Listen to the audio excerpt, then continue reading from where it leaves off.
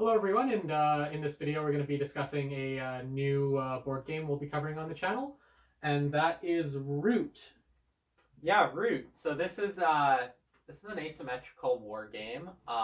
The base game is playable with 2 to 4 players, and with this Riverfolk expansion, what if I want to play with more? Well, you can play with 1 to 6 players in this expansion.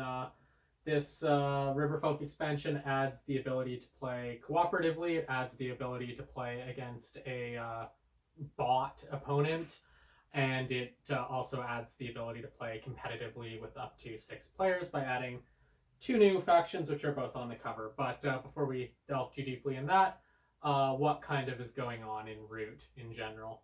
Yeah, so Root, yeah, like I said, it's an asymmetrical war game where there are 4 factions in the core set here, and each of them play. If you're unfamiliar with asymmetrical, they're all the turns of each of the 4 are going to look radically different. So the 4 factions are the Marquise de Cat, the Erie Dynasty, the Woodland Alliance, and the Vagabond. So all 4 are depicted on the cover here. There's the Erie, the Woodland Alliance, the Marquise de Cat, and there's the Vagabond. And essentially in Root, players are looking to be the first to 30 points, but yeah, just going about that in radically different ways. And the theme of this game is really rich. It takes place in a woodland. Each of the factions, essentially the story is that the Marquise de Cat have arrived in this woodland, and they're looking to really just exploit the woodland for material gain and really kind of expand their empire. Whereas the Erie, They're like the Victorians. Yeah, no, there's some interesting like analogies. The Woodland Alliance kind of had me think of like, well, it is partisan warfare essentially, sort of reminiscent of the Russians in World War II. But anyway, we'll get to that. That's the Marquise de Cat. What's the Erie? What's their story? The Erie are the former rulers of the woodland, and they're an aristocracy, and they follow a strict kind of set of guidelines in terms of how the woodland must be governed.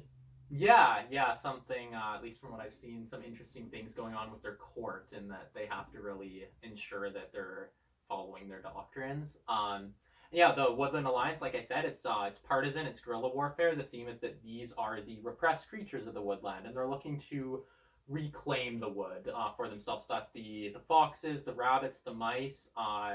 They're opposed to the oppressive rule of the interlopers, the Marquis de Cat, or the former aristocracy of the Erie. So that leaves us with the Vagabond. What's the Vagabond? So the Vagabond is playing a different game, really. When you play as the Vagabond, you're just playing as a single token. Unlike the other tokens, the Vagabond can move in both the clearings, which is where all the other warriors are going and where the other factions are trying to establish control. But the Vagabond can also move through the woods. He's the only one who can do that. And he's really just out there playing his own game, trying to find loot, trying to make arrangements with the factions to either help or hinder them if it's to his benefit.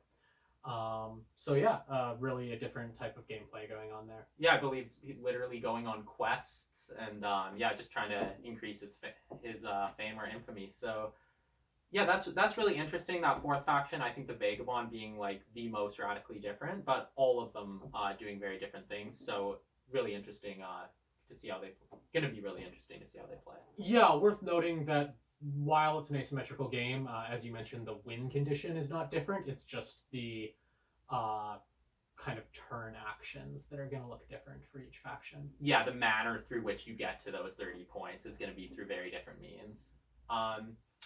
Yeah, and then just a brief note on the Riverfolk, like we already discussed. If you're someone who has a bit of a larger group, game group that you like to play with, that will be. This is something that some people pick up just even with the base game if they want to be able to play with 6 people right out of the bat. During this video being filmed during the COVID 2020 COVID pandemic, so if you're self-isolating, the solo variant that the Riverfolk introduces may be very compelling for you as well. Yeah, I think the nice thing about Root is that it's obviously a well-regarded game if you look at the critical reception to it. It's a deep game, but it's not particularly complex insofar as rules go. And then just based on the theme, kind of being cute animals duking it out in the woods. This is a pretty good game for a lot of different occasions. You could probably play this as a family game. You could play this if you have a group of people you play kind of warfare games with. More maybe sort of serious gaming group. Yeah, so you have recommended ages 10 and up. I don't think 10-year-olds are going to be playing this game at a high level. But if you want to put it on the table, play it as a family game, it's going to do that for you, I think. Yeah, this certainly wouldn't be a game I would see like a 10-year-old off playing with their friends, but I think perhaps if you as a parent or maybe both parents are there, like you could work someone through this game, and I think it's something they could be able to learn over time. Yeah, like you said, they're certainly not going to be playing it to that high of a level, but it's people look for different experience out of games, and if they're having fun with that and the animals and the theme is really rich, so that could be a great experience for them. Yeah, you've got colored little cards you use to play in the game, and they have different animals on them too. There's only 4 types of cards with animals on them, so that's not going to cause too much confusion. Yeah, bird cards being like a wild card, so some. Yeah, I get it. It's like basic card game mechanics in that regard. Like an Uno or something. Yeah, I was actually thinking that with the wild cards, and like they're concepts that once someone has familiarized themselves with, like they'll at least be able to kind of play their turns. Maybe they won't be playing that optimal of a turn, but I think they'll be able to at least navigate their way through the game. Yeah, and as with most games, with most players who are internalizing what's going on and reflecting on their choices, even a 10-year-old should be able to improve over time. Yeah, and then like we said, I think there is a lot of depth here, and at least from the reviews I've seen, they say like don't be fooled by the cute animals. This game has some teeth, is one review I've seen. So it is also a war game, and I think if you gather around and you have a group of people who are all somewhat competitive and making calculated decisions, you could get into some really interesting game dynamics in that way as well. So lots of different experience offered out of the box, like Hal said. Yeah, a reasonably well-priced game, I would say. Yeah. Actually, that reminds me, I almost forgot to note this.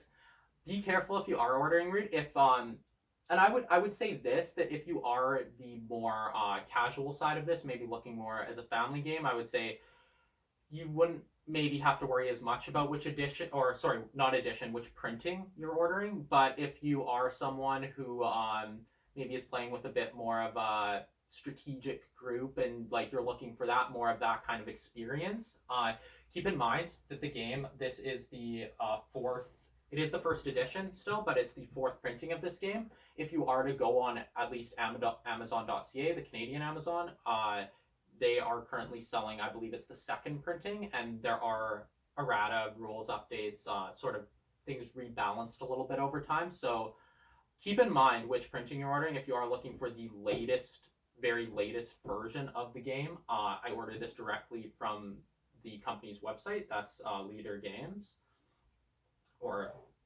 Letter Games. Sorry, yeah.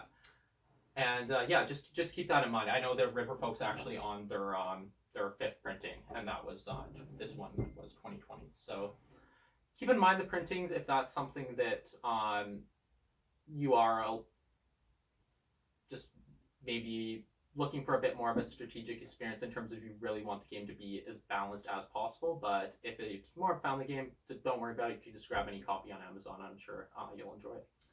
Yeah, it also goes saying that a lot of retail stores might have older printings, so just check the back of the box if you're someone who wants the newest kind of thing. But if you're not, you can probably get a little bit of a better deal on an older printing.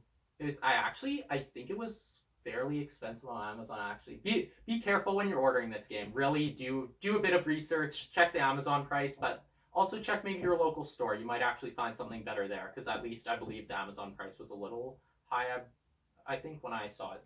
And just of note, it does list the printing of the game right at the bottom here by the barcode. And so 1st edition, fourth printing, and then the year 2019. So that's where you're going to find it right there. And keep an eye out for that if that's something that you do want to look for. How long would you say Root runs based on looking at the box, looking at the rules, looking at what people have said online? Yeah, so the game length, and that's a good question. That's something we haven't mentioned yet. Is 6. Most games are probably going to fall within an hour to an hour and a half, 60 to 90-minute range. So it's not an incredibly time intensive game, but it's also not something that's going to end really quickly. It's kind of actually falling in a fairly nice range there. You might even be getting maybe two games of this in if you're out with some friends for the evening for games, or maybe you can play this and you can play another game as well. So it's not a massive time commitment, but it's enough time that you are getting that strategic depth. It's fast paced. There's a lot of strategy, but it's not super time intensive. Yeah, 60 to 90 minutes for an asymmetrical kind of strategic warfare game is a really good runtime. Yeah, I think that's falling in a really nice range. I think a lot of games are falling past that, like in a range beyond that, which there's certainly nothing wrong with that, but if you are looking for something that's a little bit shorter, I think Root is a really good option to keep in mind. Yeah, so in the coming days, we'll throw up an unboxing video of Root, and then an unboxing video of the Riverfolk expansion. I think maybe we'll also do a review of the game at some point in the future if we can pull together a bigger group of people to play this with. Yeah, the review will likely, don't hold your breath on that one, that's likely going to be further down the road, but we'll certainly get the unboxings out for you, and we will look to do that review eventually, as it's a game I'm really excited about, so it will be fun to play. Yeah, if you've played Root, if you're now interested in Root, don't hesitate to let us know in that comments section, and until next time, happy gaming.